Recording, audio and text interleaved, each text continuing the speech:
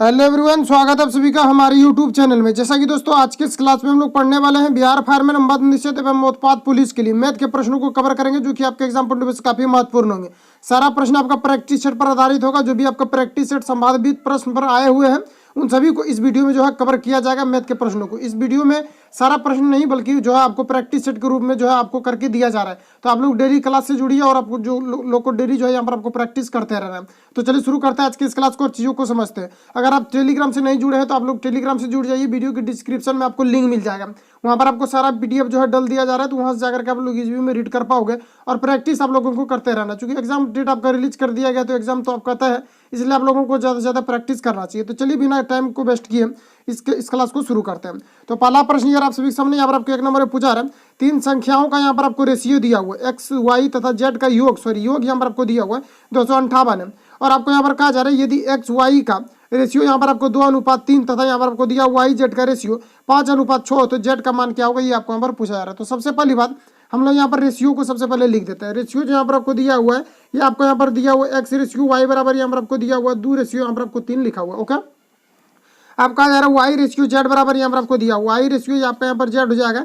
और इसका जो यहाँ पर आपको वैल्यू दिया हुआ है आपका 5 रेशियो यहाँ पर आपको 6 दिया हुआ है। अब देखिए वाई यहाँ पर भी आपका है और उसके बाद वाई यहाँ भी है और वाई यहाँ भी, तो दोनों का जो मान है वाई का ये आपका समान होना चाहिए, क्योंकि रेशियो का ऐसा रूल है।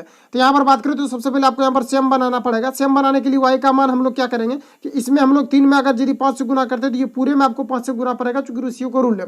किसी भी संख्या में आप 1 में गुना करते हैं तो उसके साथ जितना भी संख्या रिलेट करता है उन सभी में गुना होना चाहिए। इसलिए यहाँ पर हम ब्रैकेट कर दिए और ब्रैकेट करने के बाद ये आपका सभी में जो है ये आपका गुना हो जाएगा। ऊपर हम 5 से किए, ऊपर यहाँ नीचे 3 से किए। क्योंकि देखिए यहाँ पर जो वाई का मान है ये वाला वाई का मान आपको ऊपर वाला से गुना कर देना है और ऊपर जो वाई का मान रहेगा उसको नीचे से आपको गुना कर देना, ये आपका समान हो जाता है। ओके, तो यहाँ पर बात करें तो आपको निकालना क्या है, तो एक्स रेशियो वाई रेशियो यहाँ पर आपको जेड का मान निकालना है। तो अगर हम लोग एक्स की बात करें तो एक्स यहाँ पर आपका कितना हो जाएगा 5 से आपका गुना हो जाएगा, तो 5 दूना यहाँ पर आपका 10 हो जाएगा। ठीक है, उसके बाद वाई की बात करें तो देखिए आपका वाई का कितना हो जाएगा 5 तिरिक 15 हो जाएगा। ऊपर देख लीजिए यहाँ पर गुना करके ये आपका 5 तिरिक यहाँ पर आपका 15 हो जाएगा। ठीक है, तो यहाँ पर भी आप करके देख सकते हैं या फिर यहाँ पर भी कर सकते हैं। तो 5 तिरिक आपका कितना हो जाएगा 15 हो जाएगा। वही हम लोग जेड की बात करें तो जेड आपका कितना हो जाएगा 6 तिरिक यहाँ पर आपका 18 हो जाएगा। तो इतना जो है आपका रेशियो का मान आया हुआ है। अब हम लोगों को क्या करना है, यहाँ पर आपको निश्चित राशि कितना दिया हुआ है, 3 संख्याओं का यहाँ पर आपको योग दिया हुआ है। एक्स वाई जेड का जो मान दिया हुआ है ये आपको 200 यहाँ पर आपको 58 दिया हुआ है। अब यहाँ पर आपको जो टोटल जो राशि दिया हुआ है इसका यहाँ पर मान आपको रियल में दिया हुआ 258, लेकिन रेशियो को हम लोग अगर ऐड करेंगे तो 18 और 10 कितना हो जाएगा आपका, और 18 और 10 आपका हो जाएगा 28, 28 और 10 आपका कितना हो जाएगा 28 और 10 38 और 5 आपका हो जाएगा 43। तो इसकी तुलना हम लोग इससे कर दिए तो ये आपका यहाँ पर कितना हो गया, ये आपका यहाँ पर 43 हो गया। ठीक है, उसके बाद हम लोग को यहाँ पर क्या करना है,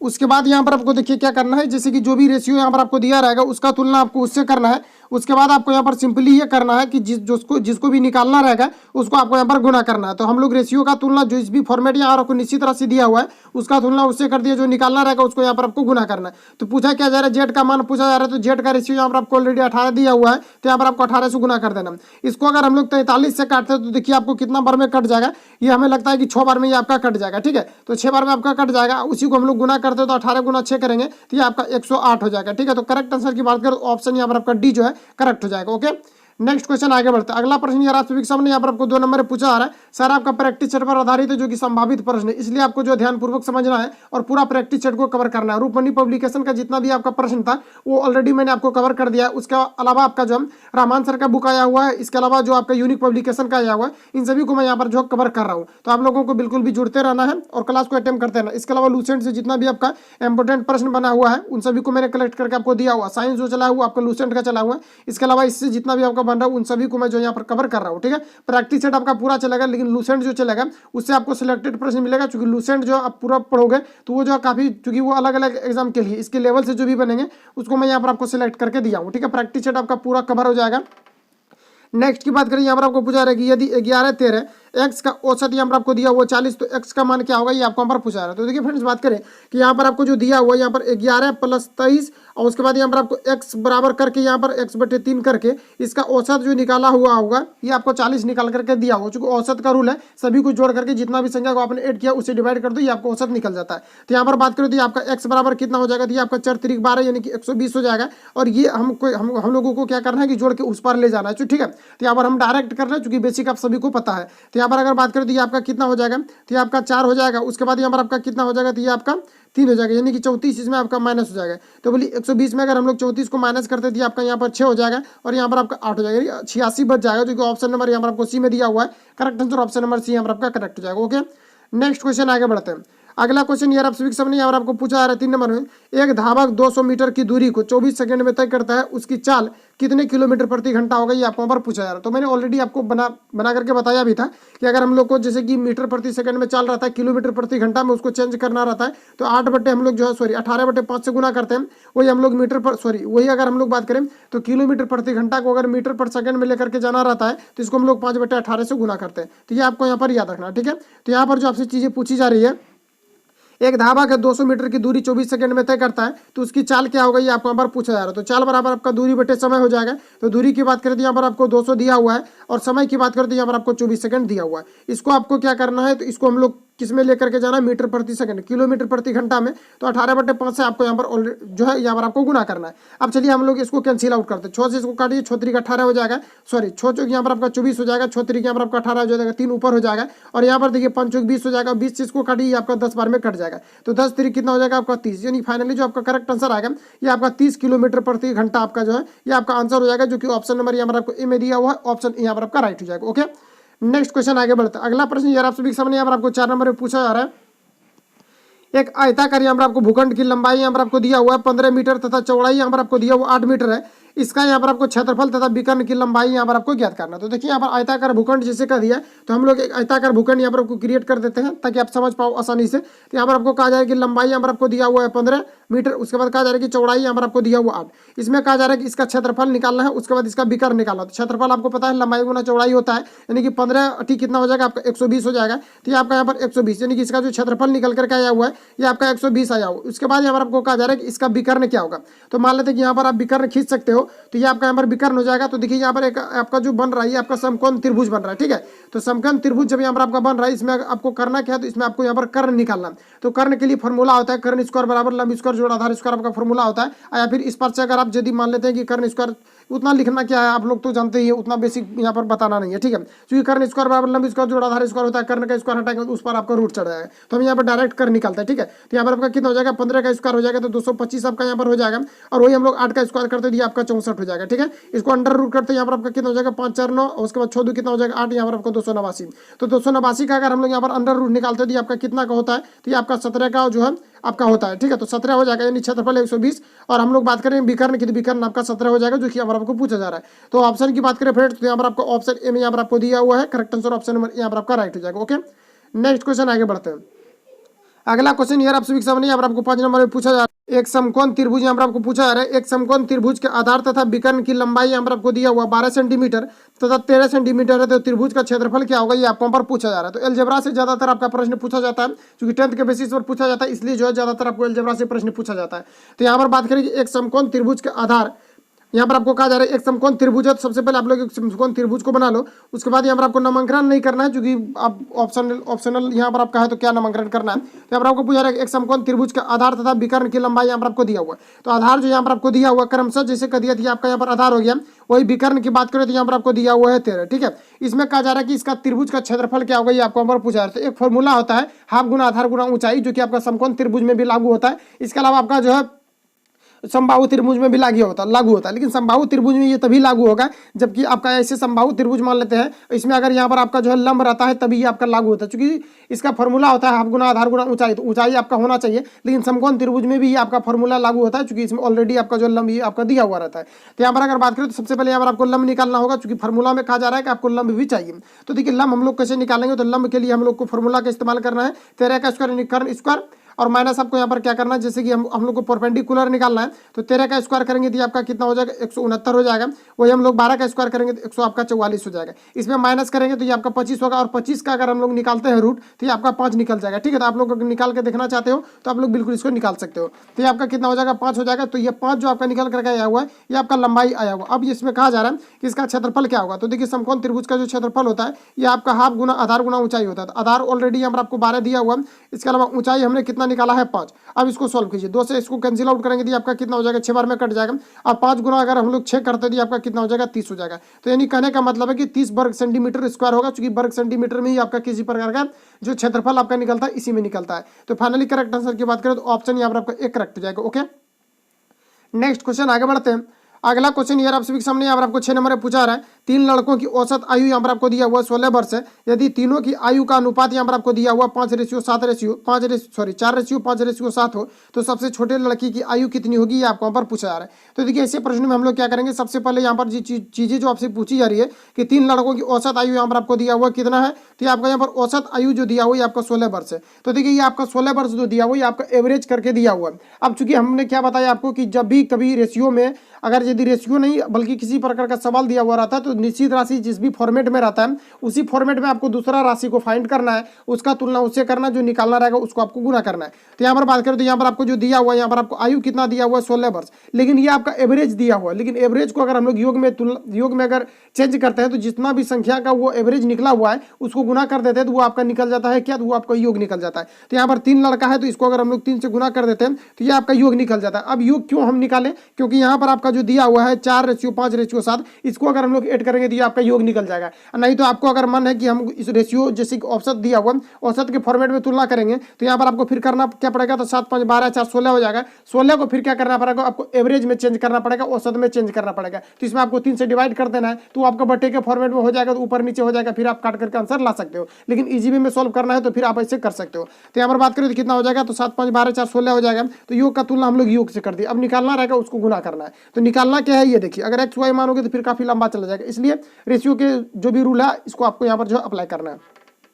तो यहाँ पर बात करें तो सबसे छोटे लड़के की आयु कितना है ये आपको यहाँ पर पूछा जा रहा है। तो सबसे छोटा लड़का का आयु यहाँ पर आपको 4 वर्ष दिया हुआ, आयु का योग तो यही दिया हुआ है, और सबसे छोटा कितना है 4। तो इसको आप तुलना कर दिए, अब निकालिए यहाँ पर। तो इसको क्या करना है, 16 से आपका 16 ही आपका कैंसिल आउट हो जाएगा, और वही यहाँ पर आपका 4 3 कितना हो जाएगा 12। तो 12 जो निकला हुआ है आपका छोटे लड़के का आयु निकला हुआ है। करेक्ट आंसर की बात करें तो ऑप्शन यहाँ पर आपका सी करेक्ट हो जाएगा। ओके, नेक्स्ट क्वेश्चन आगे बढ़ते हैं।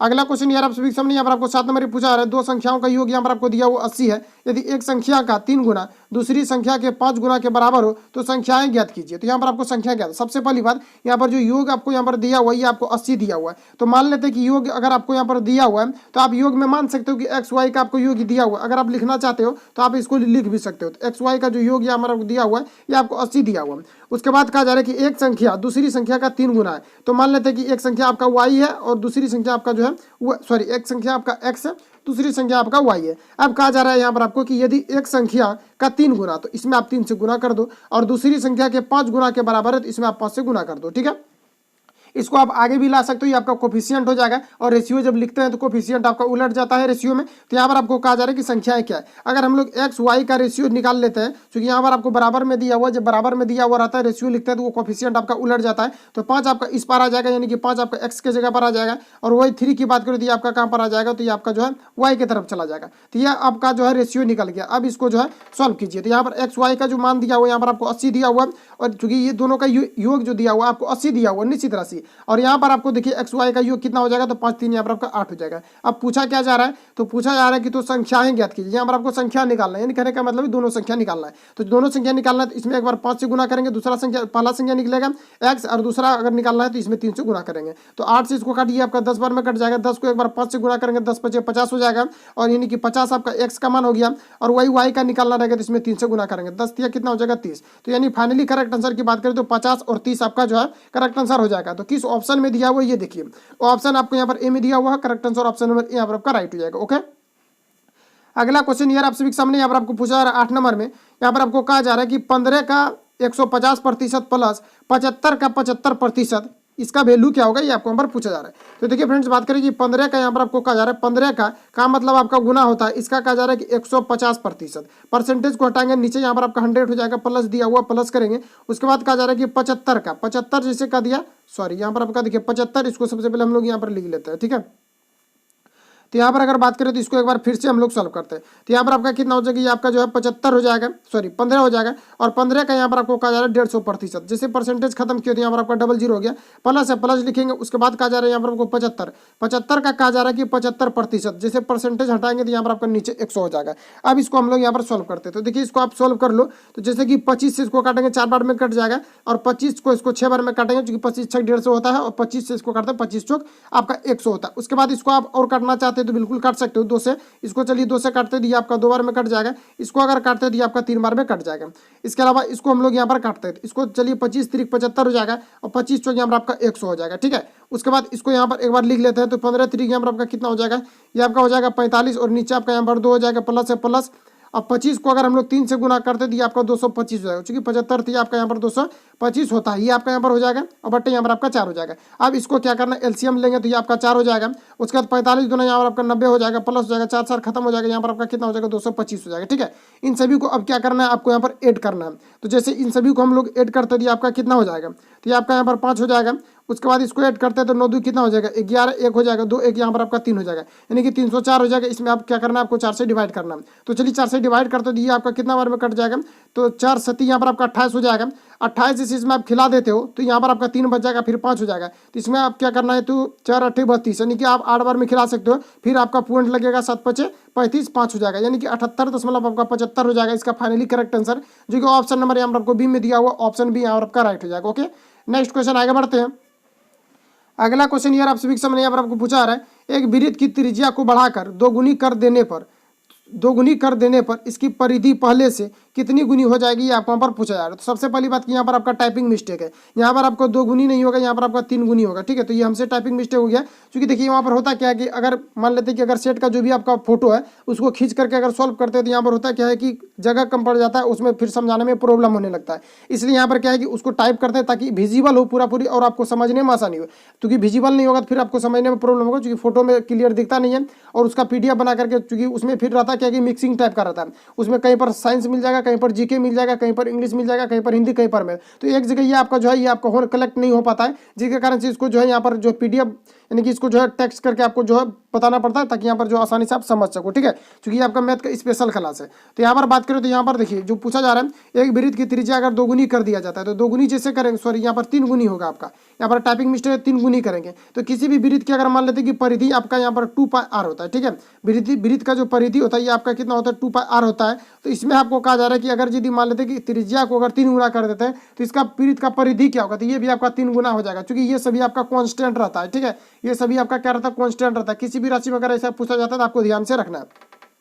अगर मान लेते हैं कि अगर यहाँ पर आपको क्षेत्रफल पूछा जाता है कि किसी भी वृत्त में अगर मान लेते हैं कि त्रिज्या में अगर यदि हम लोग वृद्धि कर देते तो ये आपका क्षेत्रफल में कितना होगा, क्योंकि यहाँ पर होता क्या है πr स्क्वायर हो जाता है। अगर त्रिज्या अगर हम लोग 3 गुना कर देते हैं तो मान लेते हैं कि त्रिज्या एक पहले से था, 3 गुना कर दी स्क्वायर हो जाएगा, तब आपका क्या हो जाएगा 3 3 9 गुना आपका बढ़ जाएगा। लेकिन यहाँ पर आपको परिधि के बारे में पूछा जा रहा है, तो 2π जो होता है ये आपका कॉन्स्टेंट राशि होता है, जिसके कारण से इसमें जितना गुना वृद्धि करेंगे उतना गुना आपका जो है परिधि में वृद्धि होगा। तो फाइनली करेक्ट आंसर की बात करें तो ऑप्शन यहाँ पर आपका जो है ये आपका बी करेक्ट हो जाएगा। लेकिन ऑप्शन यहाँ पर आपको ए करेक्ट होना चाहिए, क्योंकि यहाँ पर आपको 2 गुना। लेकिन देखिए अगर मान लेते हैं कि यहाँ पर 2 गुना टाइपिंग हो भी गया है तो यहाँ पर आपका करेक्ट आंसर ऑप्शन ए यहाँ पर आपका करेक्ट हो जाएगा। लेकिन बुक में जो आपको यहाँ पर दिया हुआ था इसमें आपको 3 गुना यहाँ पर आपको दिया हुआ था, इसलिए यहाँ पर जो है मैं यहाँ पर विश्लेषण किया, ठीक है। तो करेक्ट आंसर की बात करें तो ऑप्शन यहाँ पर आपका जो करेक्ट होगा ये आपका यहाँ पर ए हो जाएगा। लेकिन बुक के अकॉर्डिंग बुक में जो दिया हुआ है उसमें आपका 3 गुना करके ऑप्शन जो क्वेश्चन को सेट किया गया है, ठीक है। तो बस यही यहाँ पर थोड़ा सा अंतर है, हालांकि क्वेश्चन आपका सही है। नेक्स्ट की बात करते हैं, यहाँ पर आपको देखिए 10 नंबर पूछा रहा है, एक समचतुर्भुज का क्षेत्रफल यहाँ पर आपको दिया हुआ 30 वर्ग सेंटीमीटर है तथा इसके एक विकर्ण की लंबाई यहाँ पर आपको दिया हुआ 8 सेंटीमीटर। दूसरे विकर्ण की लंबाई क्या होगी आपको यहाँ पर पूछा जा रहा है। तो देखिए दूसरे विकर्ण की लंबाई यहाँ पर आपको निकालना है, लेकिन यहाँ पर आपको ऑलरेडी दिया हुआ है समचतुर्भुज का क्षेत्रफल। तो आपको यहाँ पर याद होना चाहिए कि समचतुर्भुज का जो क्षेत्रफल होता है ये आपका होता है हाफ गुना यहाँ पर आपका हो जाएगा d1 इंटू d2 हो जाएगा। d1 इंटू d2 जो है ये आपका डायगोनल है, क्योंकि विकर्ण का इंग्लिश होता है d1 इंटू d2, क्योंकि इसका इंग्लिश में हम लोग विकर्ण को बोलते हैं डायगोनल, ठीक है। तो इसलिए यहाँ पर आपका इसका क्या हो जाता है हाफ गुना विकर्णों का गुणनफल हो जाता है। तो यहाँ पर आपको ऑलरेडी क्षेत्रफल यहाँ पर आपको दिया हुआ है, तो क्षेत्रफल यहाँ पर आपको 30 दिया हुआ है, बराबर कीजिए हाफ गुना, उसके बाद विकर्णों का गुणनफल हो जाएगा। तो यहाँ पर आपको ऑलरेडी एक जो विकर्ण यहाँ पर आपको दिया हुआ है, ये आपको यहाँ पर 8 दिया हुआ, तो हम लोग 8 लिख दिए। उसके बाद दूसरा विकर्ण मान लेते हैं कि आपका D2 है। उसके बाद इसको हम लोग को यहाँ पर सॉल्व करना है, तो 2 से इसको काटिए, आपका 4 बार में कट जाएगा। उसके बाद यहाँ पर आपका कितना हो जाएगा, तो D2 बराबर जो आपका हो जाएगा, ये आपका 30 बटे कितना हो जाएगा, 4 हो जाएगा। अब इसको आपको क्या करना है, डिवाइड करना है। तो चलिए इसको हम लोग करते हैं। तो 7 चौक 28 हो जाएगा। उसके बाद यहाँ पर आपका पॉइंट हो जाएगा 7 5 यानी कि 5 का आपका 20 हो जाएगा, यानी कि 7.5 सेंटीमीटर आपका जो फाइनल इसका करेक्ट आंसर हो जाएगा, जो कि ऑप्शन नंबर यहाँ पर आपको सी में दिया हुआ है। Correct answer option number C यहाँ पर आपका राइट हो जाएगा। तो इतना जितना भी आपका सेट है, जैसे कि सेट बाय सेट करके आपको यहाँ पर जो है जितना भी आपका पूछा गया है प्रीवियस ईयर में, वो तो मैंने कवर कर दिया है। जितना भी आपका नया नया सेट अभी आया हुआ है, इन सभी को यहाँ पर जो है मैं कवर कर रहा हूँ। तो आप लोग बिल्कुल जुड़ते रहिए। और ये आपका जो है बिहार फायरमैन और सब मद निषेध उत्पाद पुलिस, क्योंकि सभी का सिलेबस समान है, वही प्रश्न आपका जो है यहाँ पर कांस्टेबल लेवल के पूछा जाता है। इसलिए यहाँ पर जो है आपको प्रैक्टिस करते रहना, चाहे बिहार फायरमैन का एग्जाम देने वालों या उत्पाद पुलिस या आपका जो है मद निषेध। ठीक है, तो इतना पहले आज लेकर के आते, मिलेंगे नेक्स्ट वीडियो में। अगर चैनल पर पहली बार विजिट किया, चैनल को सब्सक्राइब करें, बेल आइकन को प्रेस कर लेना, तो जब भी वीडियो अपलोड होगा तब तक नोटिफिकेशन पहुंचते रहेगा। मिलते हैं नेक्स्ट वीडियो के साथ, तब तक जय हिंद।